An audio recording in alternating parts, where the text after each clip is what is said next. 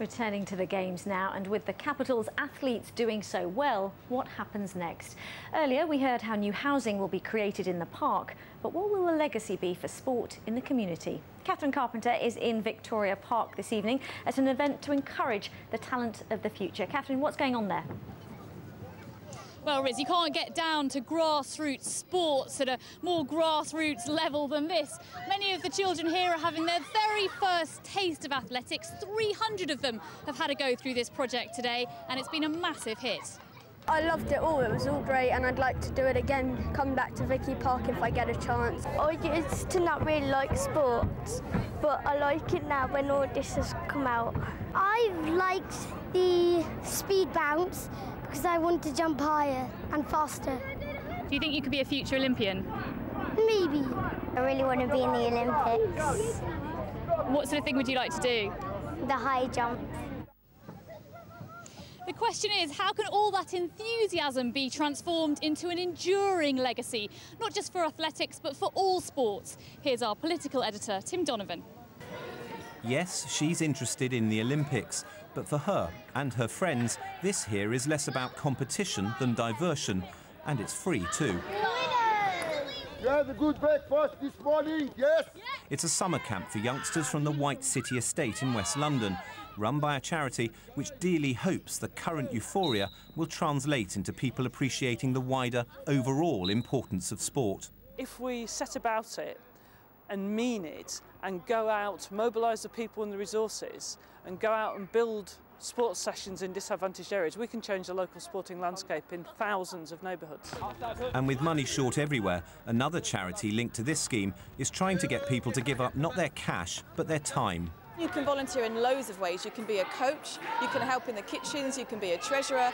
So we want to encourage everyone to think about their community sport in their area and to just get involved. Spread yourselves wider so you pull the defence out. Caroline already gives up her time, a lot of it.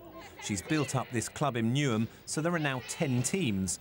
She gets the use of this sports hall very cheaply, but as for the rest, she scrapes together what she can. Some of it from subs, some of it from training, and the rest of it from my bank account. We just about managed to stay afloat last season. With many clubs struggling to break even, some are calling now for simple measures like tax cuts or tax relief on membership fees for children. I think reduction of VAT on the hire of sports facilities, gift aid on junior club subscriptions. It would cost peanuts in the Treasury scheme of things, and doing more to encourage volunteers. The Mayor is held to have captured well the spirit of the London Games, but his own sports legacy programme isn't running quite so smoothly. There have been delays in spending millions of pounds on refurbishing sports centres and building new facilities, and now the money he's providing is going to fall off sharply. There's been 15 million over the last 3 years. There's only 7 million for the next 3. But David Cameron said yesterday money wasn't so much the issue as the lack of competitive sport in schools. Which rings hollow for this head teacher in East London. The government's cut funding for school sports partnerships, which link secondaries with local primary schools. He's just had to lay off coaches. What's left, now is not what should have been left, not what we promised in Singapore would be left when the Olympics were gone. A true sporting legacy based particularly on hugely increased participation of young people. Sport England has £250 million to invest each year in community sport. When the Games end, fresh government legacy promises are likely, but the expectations are now high. Tim Donovan, BBC London News. Well, someone who's all too familiar with those tales of lack of funding and facilities is Tony Charette. He's the chairman of London Athletics. Thanks very much for joining us. The aim of your project that we're seeing here today is to bring athletics into some of the most deprived areas of London. What is the biggest barrier to kids in those areas?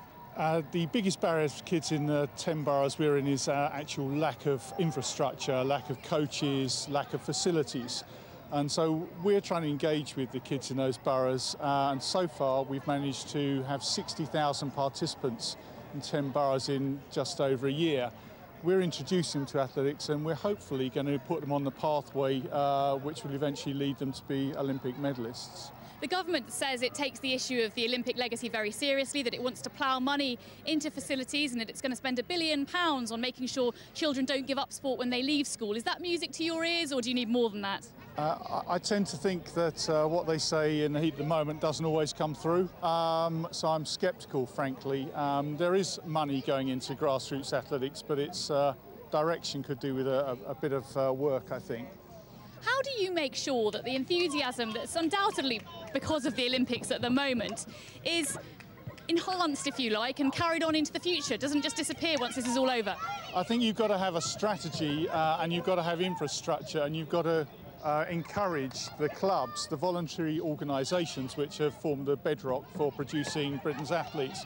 And you've got to link them in to the other parts of the sport which are more funded in terms of Sport England funding and schools funding.